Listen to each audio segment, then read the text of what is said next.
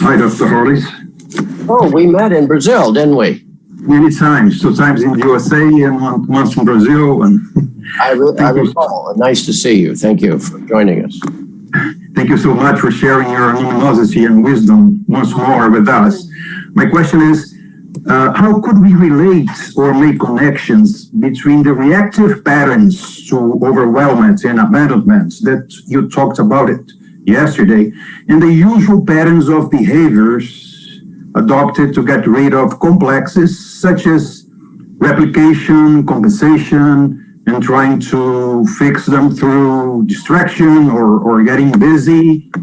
I would like to try to make a connection between what you said yesterday and today in these wonderful exercises with us. Thank you.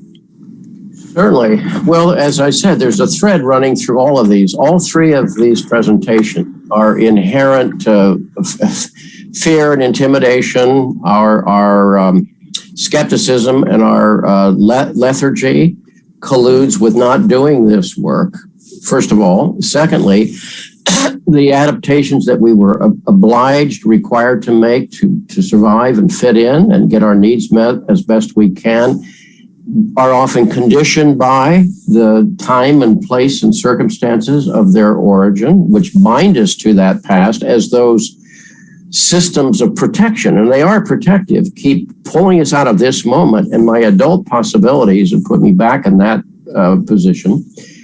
Or thirdly, today, the stories that we evolve at the time based on our limited knowledge that then lock us in as defining narratives and instructions for all of us. So if you can see all of those limitations and try to face them and sort through them, then these questions take on a greater degree, I think, of immediacy.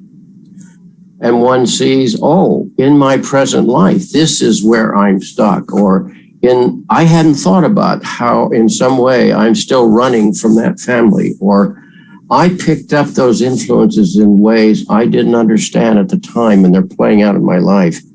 In other words, this is not easy work. It's kind of like looking at a tapestry and realize there's certain threads there that are truly yours. The rest have been placed there by fate and accident or the gods. And which ones of those threads are yours? And can you find those and live those out? I don't want to make this sound impossible. This is what makes your life interesting, that you are in some way on a kind of forensic examination, a detective examination to sort out, you see, what's the influence? What are the promises here? What are the blockages, the stuck places, and so forth? So quite the contrary, I think this brings back to the individual adulthood, or the invitation to adulthood, an enormous gravitas, an enormous dignity, and an enormous sense of purpose. And rather than from withdrawing me from the world, it means when I'm engaging the world, I'm less likely to be dumping my own unresolved stuff on my partner, my children, my clients, my civilization, and so forth.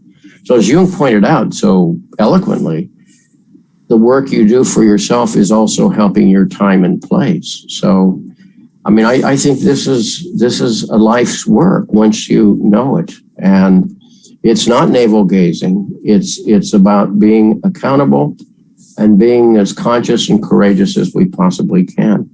So it's good to see you, sir. Good to see you. Thank you. Obrigado.